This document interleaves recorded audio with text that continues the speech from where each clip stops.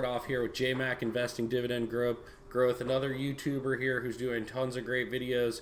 He did a Q&A about himself and about me video that I thought was really good, where you had to tag some other YouTubers and kind of challenge them to do the same. I thought it was a great idea. As a new YouTuber, I want to do the About Me video, answer some questions. I'm going to definitely tag him in it for giving me the idea. Since I'm new to YouTube, I'm going to try and tag a couple YouTubers that I've already kind of shared communications with since starting, and kind of go from there, see if anybody does it, and kind of go into it. I thought it was pretty fun. So just to kick it off here, this is my Robinhood portfolio. We'll just kind of leave it there. How old was I when I first started investing? I would have to say I was 14 years old. The first stock I ever bought, and this was because of my parents, my mother in particular, I worked at Kroger as a bag boy, cart getter, and things like that. And my mom said, hey, do the company match program where you invest in Kroger stock. Any money they take out of your paycheck, I'll give you back, and they're going to match you on your investment. And that's where I started. I wish I would have stuck with Kroger, to be honest, since I was 14. I'm 33 now, and I sold out of it in my college years because I just needed the couple hundred or $1,000 that it was at the time. But man, if we look back 10 years, I would have accrued a lot of dividends over that time. I know that. And I own Kroger now. Dividend yield 2.5%. Wow. Think of if I had just left that in there. That's how I started. That's when I started when I was 14. Number two, why did you start investing? I think we answered that there for why I started at first. That I don't really think triggered my investing. I did a lot of things while I was younger and just blew money, man. I moved to Colorado. I was a ski bum. I threw some concerts and things like that. I managed a band. I was always scheming, trying to start a business somewhere, do something like that. I still own a small business that I'm proud of, but it took me a while to realize that I shouldn't be going for the big wins like that, those home runs every time and grand slams, and that as I got older, I needed to start saving for retirement and consistent, steady income along with working and growing a business. And I started this Robinhood account about a year ago. I started off because I'm in the cannabis industry, purchasing cannabis stocks, and quickly realized as they started tanking that I needed to diversify, and found all the wonderful people out here like JMac Investing, and learned about dividend growth and started doing that just within this past year at 33. So you're never too old to start investing. You're never too old to start learning. And I always say when you stop learning, man, that's the day you die. So I'm out here learning, trying to invest for myself, trying to start a retirement account. Hopefully one day we get there, and hopefully we can track it all here on this YouTube page. My first investment was Canopy Growth and Aurora Cannabis, I feel like. Other than that, Kroger. Other investments in that, like I do own rental property. I was a realtor at one time. I wholesale and flip property. The house I live in here I own, so I do own 2 properties. I do own one rental that brings me $900 a month in rental income. I also own about 0.88%, 0.88 of 1% of a brewery that's about to open here in Cincinnati. A good buddy of mine since kindergarten, best friend, started homebrewing about 10 years ago. And I really support him and support everything he's doing. He's been working hard to get into the industry ever since we got out of high school. So I invested in the brewery that's about to open up. Other than that, I think that's pretty much all the income. I do own SoulSourceLighting.com. Right now our website's shut down because of our CBD. We distribute CBD products, isolate, bath bombs, salves, tincture is the most common purchase right here. The salve is a wonderful stuff. People are buying the sore muscle salve with menthol in it. It has a very cooling effect, the cooling effect of an icy hot, as well as the CBD. So I do that as well. That's kind of my more everyday income. And investing. What career field gave you the money to start investing? So I've been in the cannabis industry for 15 years. I've been a realtor for 5 years. I worked in horticultural lighting for a long time. I was director of sales for a lighting company before starting this sole source lighting, my own company. We do sell a grow light. We actually had to, since we're having so much trouble with payment processing, with finding a bank that's willing to do CBD. The last one we were working with told us we had to take the lights off. So our website's a little messed up right now. We hope to have it back online in a week or so with a new payment processor. But I have been in the cannabis industry for 15 years. I have a third place Cannabis Cup medal, the first competition in the United States in 2011, the Denver Medical Cannabis Cup. So that's the industry I'm in. One tip someone, or how many sources of income do you have and what are they? So I guess sources of income. I have my day-to-day business, Sole Source Lighting. I have my rental property. I have these investments that I've made. And that's about it. I do a bunch of side work for people here and there. Real estate wise, I flip some property every now and then to make a paycheck. I'll wholesale to other investors when I find good deals and I don't have the money to jump on it. But that's all I have, and I hope to be growing that. The brewery should be starting to pay off here in the next year. We should start receiving profit distributions from the brewery, which will be really nice. And that's what I'm rocking right now. One tip to someone who is starting to invest: start, just invest. One thing I've always done is I learn by doing. You can tell me anything, but I have to do something. Or a visual learner, but really doing is the best way. So I got in here and bought a share of stock. As it goes up and down, you start researching, you start investing, you try to better yourself. You know, making mistakes isn't a bad thing. Learning through mistakes isn't always a bad thing, and I'm one of those people that likes to jump right in and kind of figure it out as I go. As we can see here, ACB, Aurora is going up. Maybe it was good that we cost average down here. My cost average is $8.10 a share, so we need this to go up another $2. But we'll get there. So just start investing, just start now. Don't put it off. I always say that excuses are just hurdles, and you have to figure out how to jump the hurdle, okay? And any excuse you want to throw out there, I don't make enough, I'm too young, I'm still in school or something like that, I can't be in financing, I don't have a good enough job, whatever your excuse may be, I've got kids, that doesn't matter.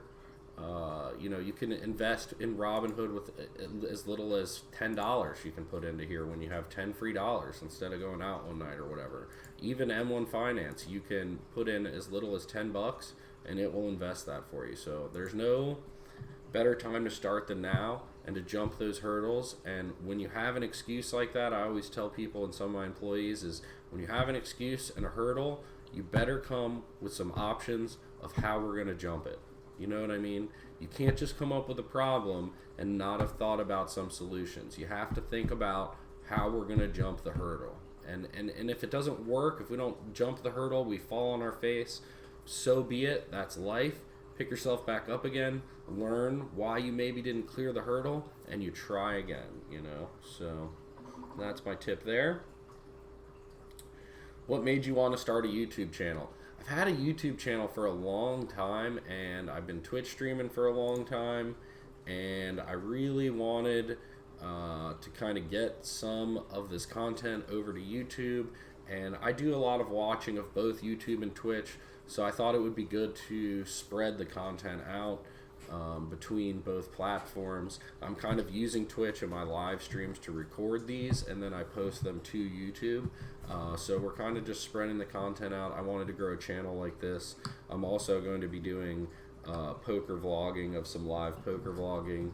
I've set my phone up and I'm ready here in the next couple weeks when we go play some tournaments to hopefully capture some hands and do some poker vlog videos as well here on YouTube, which I can't do on Twitch. So hopefully that. as well, and I'm going to kind of have dual cores here, you know, investing as well as my poker passion. From there, I was thinking about, we'll go take a look down at the brewery I'm investing in, maybe do a tour of that, maybe a tour of the rental property I own. I'm looking at funding another flip or rental property here, so maybe doing a video on that as we go to purchase one, kind of my thoughts as I walk through a home and evaluate all the rehab that's needed and things like that, and put dollar values to things here in my neck of the woods. That's not always true when you're in different parts of the world. There's different costs to contractors, materials, and things like that, but kind of at least give you insight as to how I review a property before we rehab it. Did you have any reservations about starting a YouTube channel? Absolutely. I thought I was going to suck. In fact, I knew I was going to suck. So I made a few videos and I just shot it out there. Like I said, the hurdle, no excuses. You just got to start somewhere. What's your channel about specifically? I think we just answered that. We're going to do investing, whether that be our stock and portfolio passive stock investing, which really isn't that passive because I look at it every day. The real estate where we get our rental income, flips and things like that. We can go into the CBD business if we want. Like I thought about, you know, maybe doing some videos on how we manufacture some of these products and sell them. I thought about that. Website. What are the goals for my channel? I just want to grow a channel. I would love to grow a community here of teammates, of like-minded people that love investing, that love real estate, that love poker, and general things like that, and go from there, you know. And getting into stocks, dude, absolutely Swanson 710. We are getting into stocks. This is our Robinhood account. We started it this year. Started it in late January. We're down a ton investing in cannabis stocks. We also did some options trading, trying to learn options, which I don't suggest anybody do it. Lost about a Gbo doing that, and we're trying to climb out of our hole now, doing some like dividend, laugh my ass off, doing some just dividend, Microsoft, P&G, Visa, Duke Energy, J&J, PayPal, you know, just more conservative. We're learning to be more conservative. Bought some calls and the market tanked. Bought some calls and the market fucking tanked with trade problems, and they were quick calls. I hate it. I'm all about the weed stocks. I love the weed stocks. I wish they would get pulled out of the weeds right now and kind of climb, which it looks like they are. So maybe we'll get out on there. What's the next channel? What are some fun facts people may not know about you from watching your channel? I don't know. There's not much. There's not much I'm not willing to talk about. You know what I mean? So you pretty much, if you watch all the videos, you're going to learn everything about me over time. What's the biggest investing mistake you've ever made? Trading options. We just talked about it. Trading fucking options.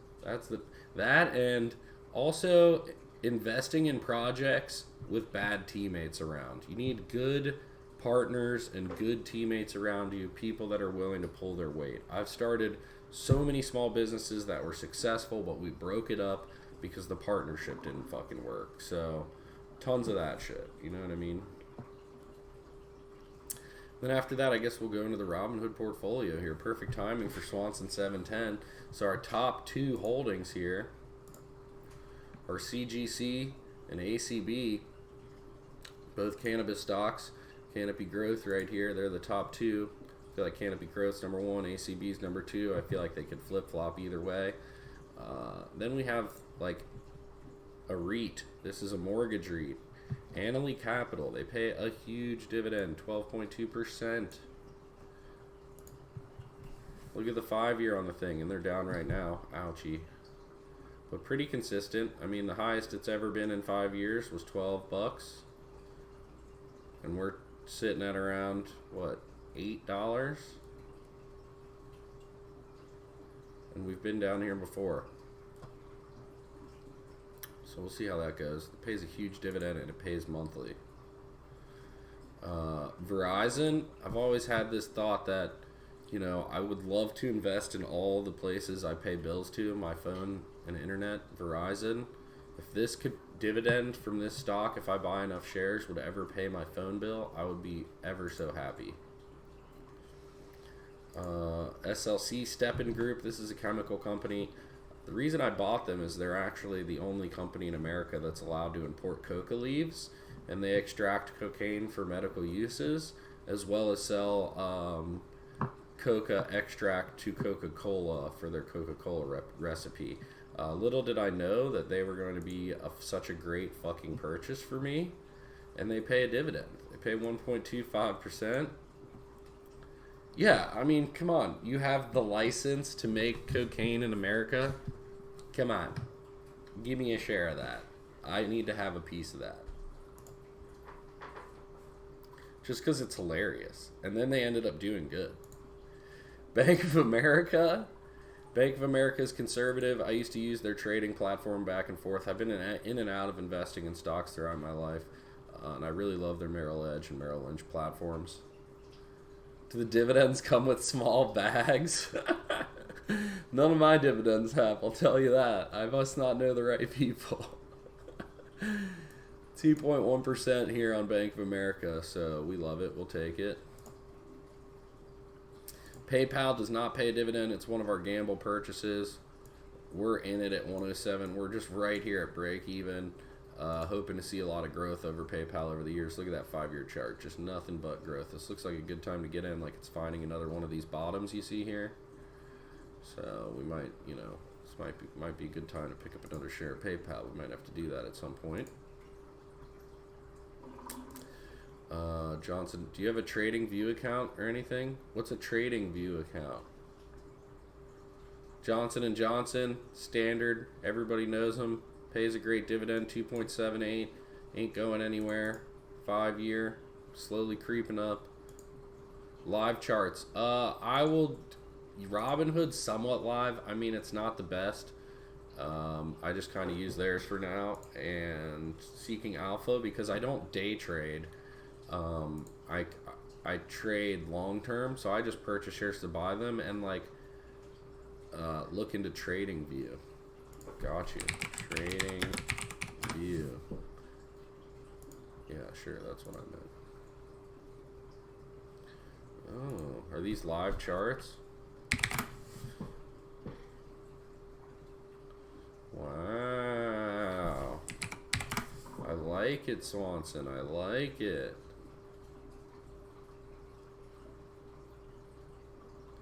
You could hedge long positions with day trading moves. Yeah, I just don't have enough money. I feel like I need to get one of these accounts up to like 50 or 100 grand. And like one thing about my life is I keep all my funds separate. My real estate funds are real estate funds. My CBD business funds are CBD business funds. Like they don't intermingle. I don't pull from one to help the other. Like, you know what I mean? My savings and these investment accounts are what money I've put in there to gamble there.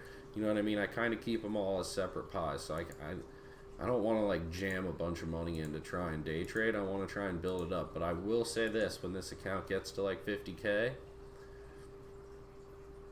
yeah, but all this is invested. This 10K is invested in stuff. So I need like another 10K to start day trading at least. But I don't know if I want to do that and move with the sentiment of the market and stuff. I might try it. I hit the bottom pretty much on CGC last week, made like 12% in 2 days. Yeah, I definitely feel like we're feeling out a bottom in the cannabis stocks, that's for sure. You know, that's why I poured into it. I was hoping the numbers would do a lot better. But, you know, it'll climb. I think it'll climb out of its hole. Duke Energy company. This is the energy company I pay my bill to. Amazing dividend, over 4%. This is why we're invested in Duke Energy. The 5-year also, a lot of bow, looking good, climbing, getting that dividend and climbing. Dividend one day might pay my energy bill. Visa, I have Visa cards. P&G, use their products, wonderful company. Look at them, rising like crazy, pays a fat dividend. 4-hour equilibrium pattern on CGC. Huh. Interesting. Microsoft, Disney is one of my favorites right now. I wish I held more of both of these. Microsoft and Disney are some of my top 2 stock picks right now. I think Disney Plus and their streaming service is going to kill it. They're going to give Netflix a run for their money. That being said, I do own Netflix. I do like Netflix. GE, a little troubled stock right now. Hopefully they can pick it up. Go watch the chart guys on YouTube. I'll have to check it out. Constellation Brands. These people own Corona, Modelo. They do a little beer. I think they sold off their wine distribution. But they also are invested in Canopy Growth. 1.75 dividend. Very steady stock. Climbing. It's a conservative way to get into some cannabis stock. I'm going to be like, oh, just like I was. Really? I'm going to have to check it out. I'll definitely have to check it out. AMD, NVIDIA down here. You guys both know these chip makers. Easy choices for me. I believe NVIDIA pays a dividend. Yes, they do pay a very small dividend. AMD does not pay a dividend, but we're in it for the rush. We think that they could run it up, and we don't own that much. AT&T pays a great dividend, great stock to own over the long haul. We're here. Pays 7% dividend. 7%. 7% just sitting there in your AT&T stock, hanging around, getting paid. SoftBank, this is another one of my gambles. They do not pay a dividend. They're heavily invested in like Uber and a bunch of companies that haven't gone public yet. They're invested in WeWork, which is trying to IPO right now. I think it's a great way to get in before the rest of the market, as they're making some of those investments that the average investor can't make into Uber and things like that, companies before they go public. My chair just lost a little bolt cover.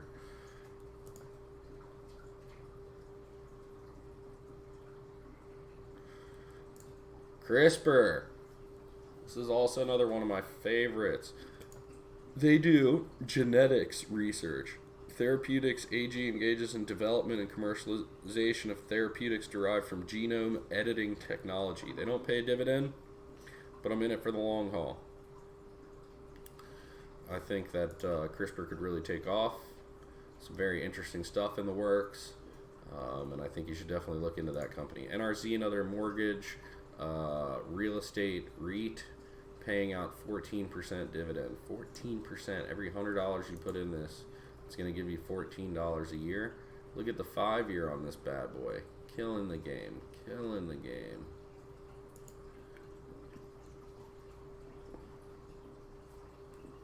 NVIDIA we talked about. Starbucks. Cone. This is also one of my favorites. Cirrus 1 right here. This stock pays 3.48% dividend. Look at the 5-year chart on this thing. So this is a real estate play and management play. They offer ownership and development of enterprise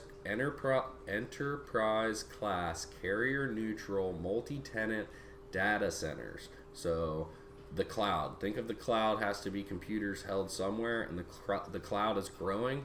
These people hold it. They handle all the air conditioning, the servicing of the building, and things like that, making sure it's secure and stuff like that. Only more and more of this coming. I think it's a great real estate REIT to get into. Not only is it growing, it pays an amazing fucking dividend. Let's see here. Kroger, we all know. Cisco Systems. Nestle. NSRG is Nestle. Food distribution play. They have a great dividend.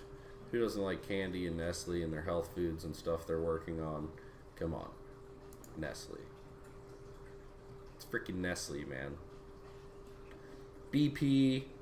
Tyson Chicken. Everybody knows Tyson Foods. Just a monster of a Tyson company here in America. Almost a monopoly on chicken. Pays a dividend. 2.14. They took a hit. Having a little fire at one of their processing plants. I think now's a good time to buy some Tyson Foods. WSR is another real estate REIT with an amazingly high dividend, 9.3. Just long time. I do all these REITs like this that have monthly dividend payments just for cash flow and building the bankroll on here as fast as possible. They're not main investments. They're just there to keep the cash flow going. Waste Management, another one of my favorites. Trash is not stopping anytime soon. We all have trash. We need to deal with it. Waste management's on the forefront. They're buying up all the smaller trash companies as they grow. 2% dividend, 5 years looking amazing. Get in to waste management. Come on.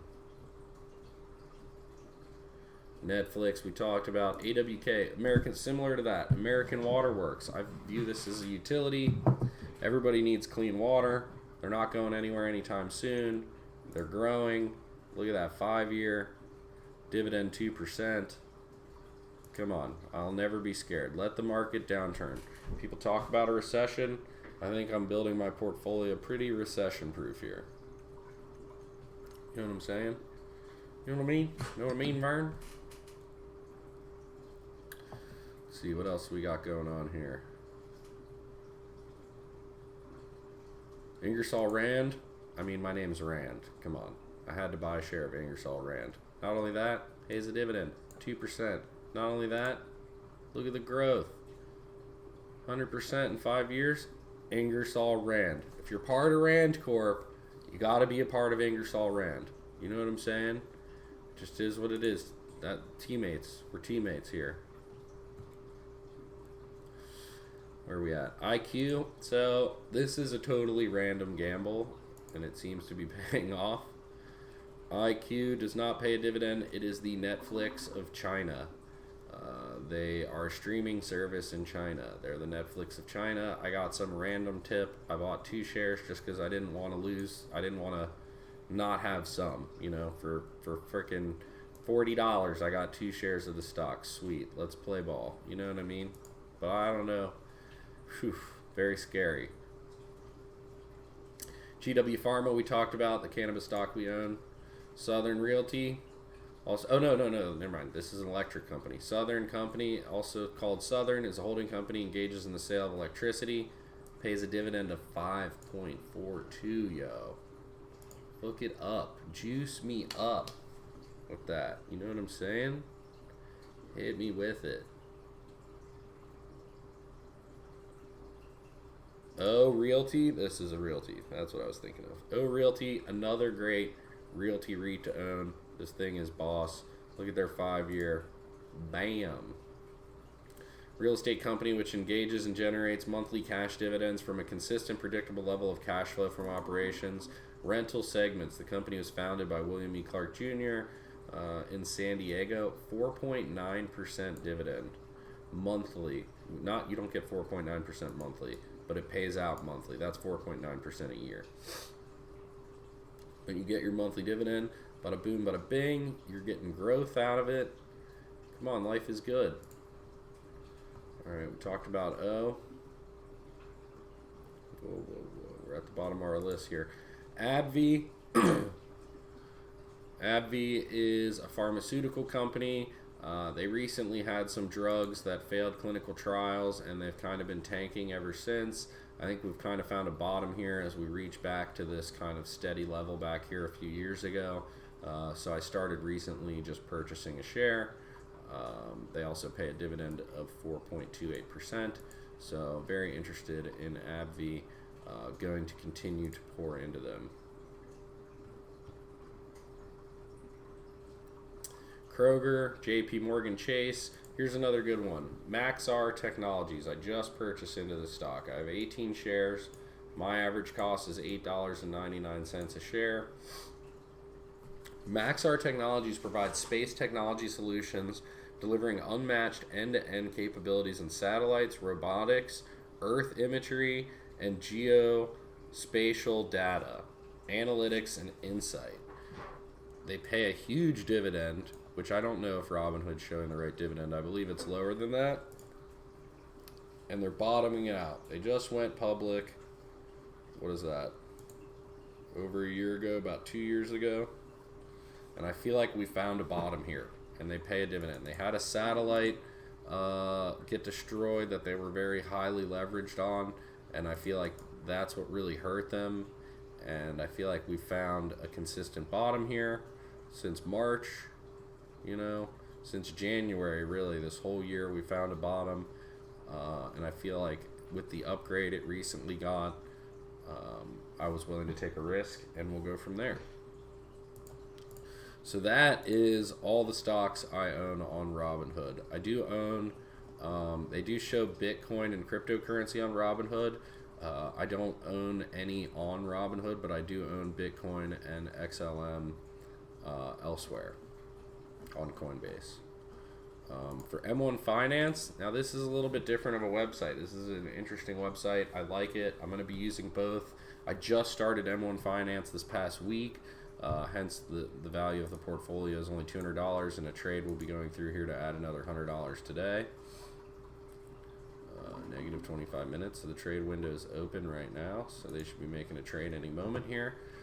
So you don't buy individual stocks on M1 Finance, but what I do like about it is you create these pies, and then you allocate to the pie what percentage of purchasing power. So for every $100, I want, bring up my pie here, my pies.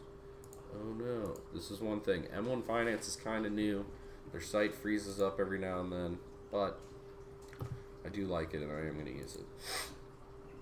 So now I can say, hey, I want 33% of my money invested to go to the real estate pie, 11 to basic materials, 11 to energy, you get it, so and so and forth, down to travel and cars, which I'm not that particular about, and I only want 3% to go in there, you know, which I do like. And it spreads it out for you. And then it auto reinvests every time there's $10 in dividends that have come into the account, or $10 in cash that hits the account. You can deposit as little as $10, and it'll auto invest in your pie. And so you create a portfolio pie to start, and then with inside of that, you create a bunch of smaller pies. So I went and created a real estate pie. And I put all these real estate REITs in there: AMT, American Tower, Americold Realty, Annaly Capital, Arbor Realty, New Residential Investments, Cirrus One, O, WSR. You can realize that some of these are the same as my Robinhood account. VTR, WPC, Welltower, DLR Digital Realty Trust, Blackstone Mortgage Trust, Hannon Armstrong Sustainable Infrastructure Capital, LTC Properties, and Stag Industries. These are all very great dividend-paying stocks. They all have appreciation. Looking into each one of these individually, I think you guys will find some good picks to choose out of there. The one thing about M1 investing is you're only allowed to have 100 holdings within your entire pie. So that was a real pain for me. It was like divvying up, okay, this stock can be part of the 100. I got 103. I need to get rid of 3 stocks in here from somewhere. So that was a pain. I wish I could have more than 100 stocks in here. Basic materials, we have 11 in here: Procter & Gamble, Dow, Stepan Company, Westlake Chemical, Eastman Chemical, Selenesis Corporation, PPG, Ryanair Advanced Materials, Methane Corporation, Owens Corning, and WD-40. And we've kind of weighted those towards P&G, Dow, and Stepan over here. We also include Westlake up there as well.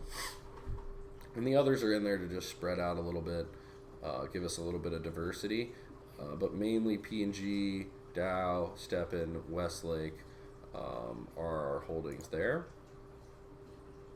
And you can go into like energy utilities pie and edit again. So now within that segment, we edited the main pie. We said, hey, we want 11% to go into energy utilities. Within that 11% of everything, bam, we break it down. 15% of it: American Water Works, Duke, Dominion, Enbridge, Southern Company, Aqua America, very similar to American Water Works, Xcel Energy, BP, Chevron, ExxonMobil, Edison International, NextEra Energy. So we've broken it all down. And these are some great stocks to review. Look at all their charts. We might do a little chart video at some point.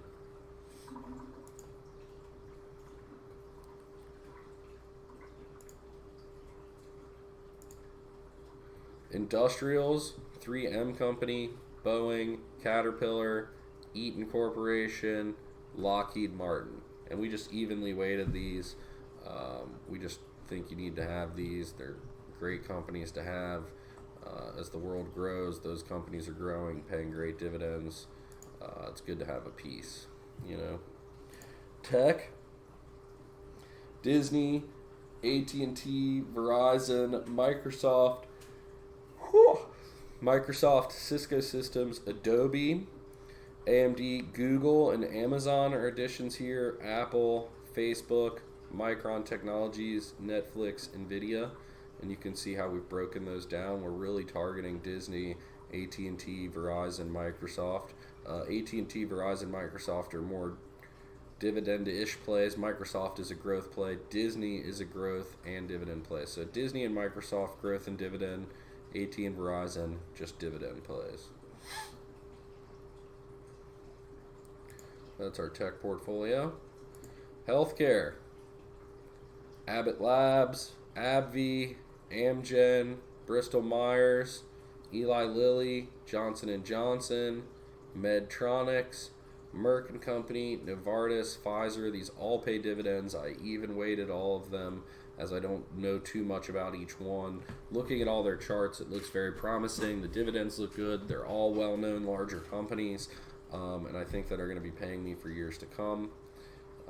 So I'm happy to just even weight all those and let them rock, and then tone them down in the weighting of the whole portfolio. Retail and food. So we got Kroger's, Starbucks, Target, Walmart, Costco, Home Depot, Lowe's. I feel like this Target, Walmart, Costco, Home Depot, Lowe's, that's the only retail I'm willing to get in. I don't want CVS. I don't want any other standalone retailer. I don't want any mall REITs or anything like that. I think retail is a dying business, and I think Amazon is killing it.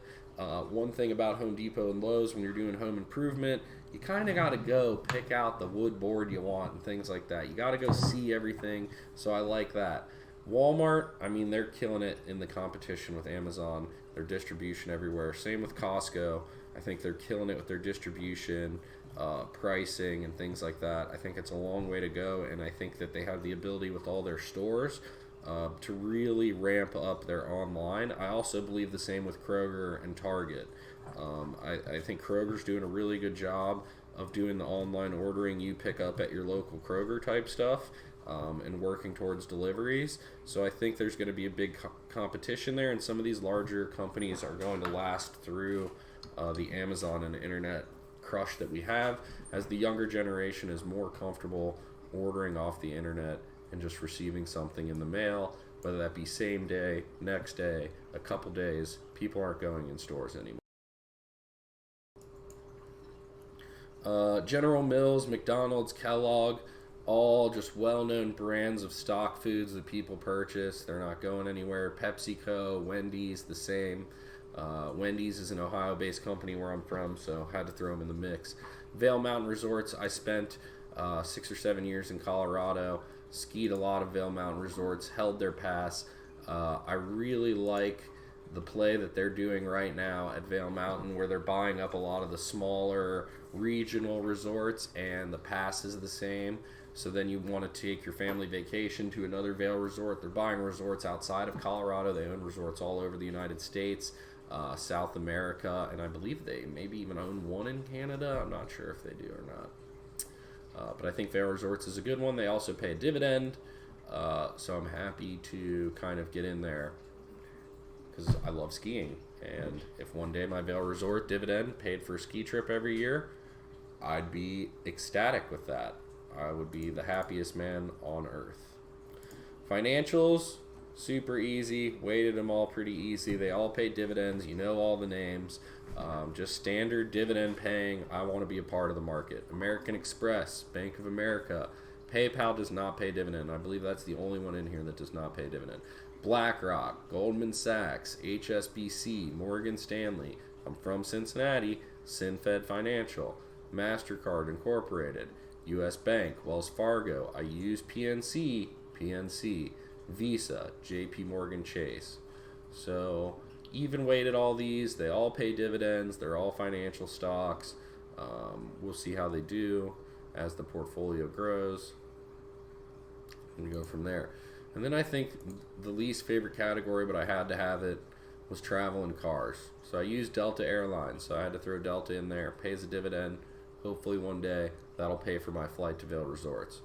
GM, Toyota, Honda, all dividend payers, all doing interesting things with cars. GM's work on self-driving cars is very interesting. I kind of put them in here with Tesla as my two main. Tesla does not pay a dividend. It's a very low portion of this portfolio. I just want a piece of it, not for their cars, but for their energy storage, batteries, and things like that. I think it could be a really good stock to have in the future. I also own PayPal. I'm Elon Musk fanboying it out over here, I guess. So that's it, though. That's both the Robinhood portfolios and the M1 Finance portfolio. We knocked out the About Me video and went over all of our holdings all in one. I really appreciate it. We're gonna shut her down. Thank you to the viewers that are out there viewing on Twitch. We got Swanson out there. We appreciate it, brother man. And if you can, if you watch this video all the way through on YouTube, hit the like, hit the subscribe, comment below on what else you want me to do video on. Do you like the daily news videos where I do stock news of the day, cannabis news of the day? Do you like the portfolio updates? Did you like the About Me video? Do you have tickers that you're questioning buying? You want to hear somebody else kind of review it and hear their thoughts on it? Please comment. Tell me what you want to hear. And we'll go from there. Peace.